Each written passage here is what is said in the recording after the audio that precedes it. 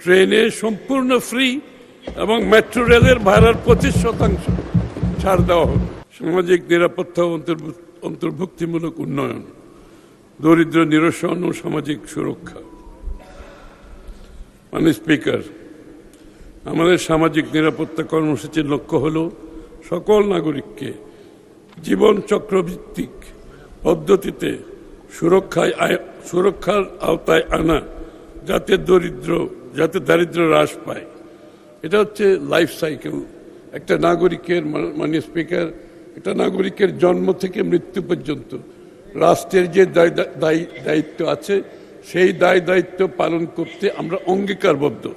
এজন্য এই যে লাইফ সাইকেলের ভিত্তিতে তাদের জীবনচক্র ভিত্তিক পদ্ধতিতে সুরক্ষার আওতায় আনা, যাতে দারিদ্র্য হ্রাস পায়, বৈষম্য কমে এবং অন্তর্ভুক্তিমূলক উন্নয়ন নিশ্চিত হয়।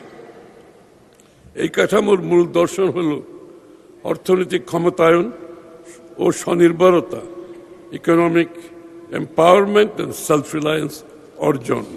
সামাজিক নিরাপত্তা কর্মসূচির মাধ্যমে আমরা একটি বৈষম্যহীন মানবিক কল্যাণ ভিত্তিক রাষ্ট্র গড়ে তুলতে চাই। এ লক্ষ্যে সরকার বেশ কিছু কার্যক্রম গ্রহণ করেছে। সামাজিক সুরক্ষা ও নারীর অর্থনৈতিক ক্ষমতায়ন নিশ্চিতকল্পে আমাদের সরকারের সিগনেচার প্রোগ্রাম ফ্যামিলি কার্ড কর্মসূচি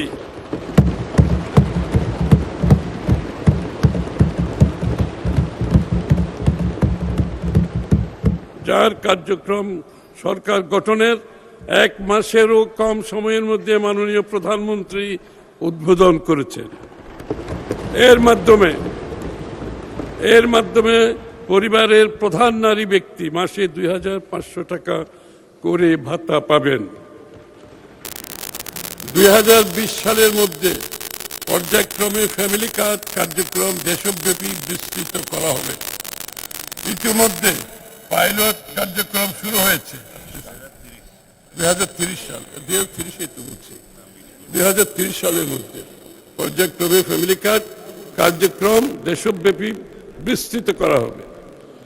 ইতিমধ্যে পাইলট কার্যক্রম শুরু হয়েছে। আগামী অর্থ বছরে 41 লক্ষ নারীকে ফ্যামিলি কার্ড প্রদান করা এবং এর